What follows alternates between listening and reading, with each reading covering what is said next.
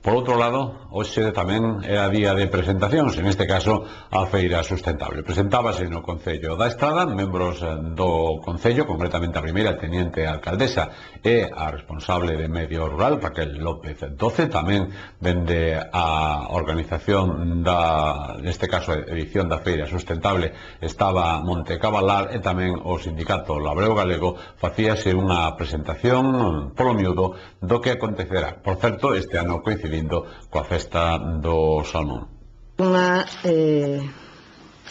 pois ben motivada, aínda que esperemos que non teña así ningún impacto nin trascendencia pola supresión da liña económica de apoio que tivo en etapas anteriores a Consellería de Medio Rural a través de Agader. Pero, bueno, tamén temos novas incorporacións. Bueno, en primeiro lugar, acompañanme os representantes de Monte Cabalar, do Sindicato Labrego e de ACOE, que colabora por primeira vez coa Feira Sustentable. Bueno, desde logo, agradecerlle a todas as entidades a súa implicación para desenvolver e levar a cabo e a bo termo esta nova edición da feira. Especialmente tamén a COE pola súa incorporación e moi importante aportación, non? Estamos ademais nun momento de crise económica que afecta tamén especialmente o comercio local, porque eu ando sempre pola estrada e entre onte e hoxe percibín que numerosos locais comerciais que tiñan xa unha certa tradición no noso concello que están pechados, non? Teñen os seus escaparates tapados con papel e, bueno, non é un bo síntoma, non? Si o é que adoptemos entre todos medidas activas como esta campaña de colaboración que é para fomentar a feira e para fomentar tamén a compra no comercio local. Son complementarios e, bueno, podemos, eu creo que colaborando entre todos, apoiarnos e atraer consumidores que merquen no noso comercio local, xa sexa nos establecementos do centro comercial aberto, no casco urbano, xa sexa na praza de Abastos. En relación ao que é a feira, sabedes, xa vos anunciaramos que, bueno, valoramos desde a organización que, tal como foi este inverno, volver a facela en abril non tiña moito sentido, porque horta apenas había, hai pouca aínda para a celebración a mediados de maio, pero decidimos atrasala ata o mes de maio e, ademais, en colaboración, en coordinación coa Consellería de Cultura e Festas, facela na fin de semana da Festa do Salmón, é dicir, incorporala, para que os visitantes que veñan á estrada teñan un atractivo máis, os que veñan ao Salmón e os que veñan á feira, é dicir, que se retroalimenten unha máis a outra. Vai a ser o sábado 15 de maio, mañán e tarde, mantemos o que é a degustación, o almorzo de degustación pola mañán, e pola tarde incorporamos unha novidade. Xa houbo en outras edicións artesáns que facían o seu...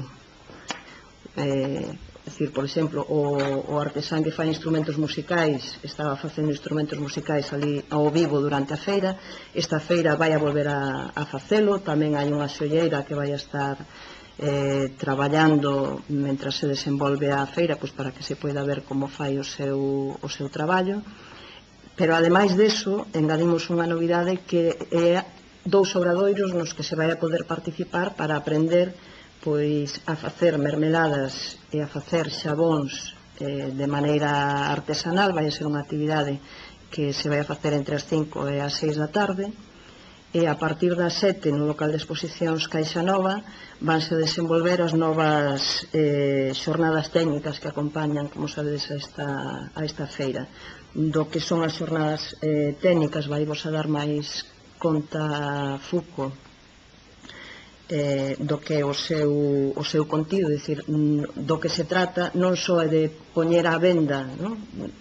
Ou achegarlle aos consumidores e consumidoras produtos de economía sostible ou producidos de maneira ecolóxica e tradicional, senón pois tamén complementar coa divulgación, non? De experiencias e de coñecementos de como facer unha xestión sustentável tanto a nivel da produción agrícola como da produción forestal, non? E o seu aproveitamento multifuncional, que, como sabedes, tamén segue a ser unha das liñas de traballo da Consellería de Medio Rural. Temos 32 participantes neste momento. É dicir, hai 12 que son de produción de horta, é dicir, que vai haber unha importante presenza, inda que hai un número importante que non pode vir a esta edición pois porque ten a súa produción, aínda está empezando a plantar, entón non ten produto suficiente para vir á feira. Vai haber pois produtos transformados, queixo, viño, artesanía, como ven sendo tradicional. Eu penso que vai a ser unha edición atractiva. Va a colaborar en esta feria sustentable con actividades que xa sabedes que sempre estamos aí dinamizando. Tamén vai sortear, vanse repartir vales de compra por valor de 500 euros. Tanto vanse repartir na Praza de Abastos como no comercio local. Animar a que se visite, animar a mercar, esperando que saia ben esta colaboración. Desde a primeira feira, aí podemos lembrar a Mariano, xa falara, non, cando xurdira o de realizar unha feira que recuperase mercado local, que recuperase produción de calidade, circuito local, non? Que agora se vai pechando, se vai complementando con todos estes elementos. Pois xa daquela se falaba de que era oportuno, podía ser, non? Organizar xornadas que recollesen temáticamente aspectos relacionados. Evidentemente é o concepto da sustentabilidade o que estivo sempre, non, nas feiras. Entón este ano, cadrando con que o Concello elaborou e aprobou o plan municipal de defensa contra os incendios forestais, valoramos que era o momento de facer unha xornada sobre a sustentabilidade, a xestión sustentable do monte, sobre todo como estrategia de prevención contra incendios forestais. Mais ou menos a xornada organízase en 3 bloques. Un bloque é precisamente a presentación por parte de Raquel, a concelleira de Medio Rural, e de Laura Nieto, a técnica redactora do plan, a presentación do plan, non? Con todas as súas estrategias no tema de prevención de incendios, e evidentemente de interese para todas as comunidades, para todas as parroquias, non? Para todas as comunidades do rural. Logo, outro bloque temático é sobre experiencias de xestión, non? No sentido de intervir sobre o caos, sobre o abandono e poder realizar xestión. Entón van estar, por unha banda, o presidente da Organización Galega de Montes Veciñais en Mancomún, Xosé Alfredo Pereira, que falará dos modelos de xestión que teñen realizado moitas comunidades de montes ao longo da xeografía deste país. Hai moita situación caótica nas comunidades de montes, mas tamén hai comunidades de monte que levan décadas funcionando, xestionando, e que hoxe teñen os seus montes recuperados e postos en valor.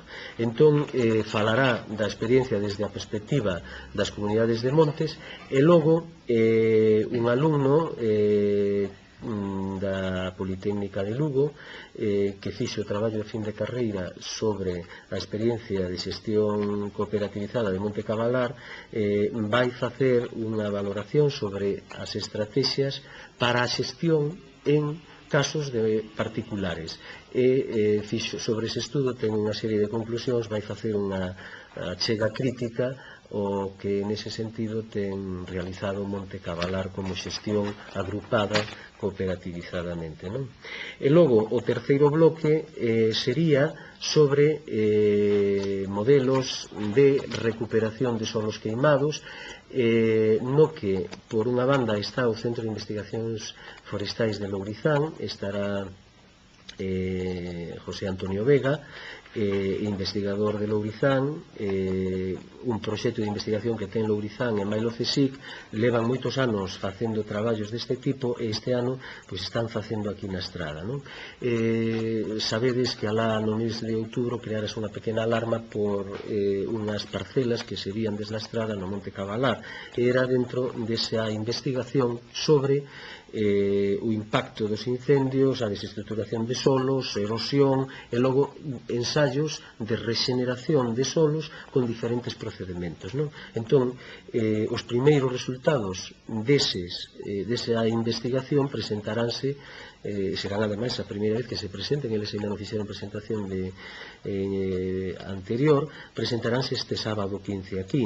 Teñen efectivamente conclusións sobre os mellores métodos de recuperación, os que son máis eficaces, os que estruturan mellor o terreo, e logo tamén presentará Alberto Lema, vicepresidente da Organización Galega de Montes Veciñais en Mancomún, a súa experiencia de varias comunidades da zona de Vigo que lles arderon os montes no 2006, nos incendios do monte 2006, algúns montes xestionados, algúns montes con un valor forestal importante, outros montes en abandono, e o impacto que tivo, a erosión que ocasionou, e como dentro dos proxectos que se desenvolveron daquela, no que mesmo houve voluntariado participando, institutos, alumnado e demais, como fixeron a recuperación, non? E os resultados positivos que tivo ese traballo de intervención para recuperar os montes, non? Entón ese é un pouco o contido que evidentemente ten un interés, o sentido noso por parte da organización da Feira Sustentable, e que efectivamente a xente se interese, participe, se comenten estas experiencias, investigacións, se debata, no sentido de, evidentemente, animar a intervir, a implicar a poboación, promover a xestión nas fórmulas que sexan, nas diferentes fórmulas, coa administración e os particulares, pero evidentemente actuar, non? No sentido de que a mellor loita contra incendios é evidentemente a xestión do monte, a prevención a través da xestión do monte.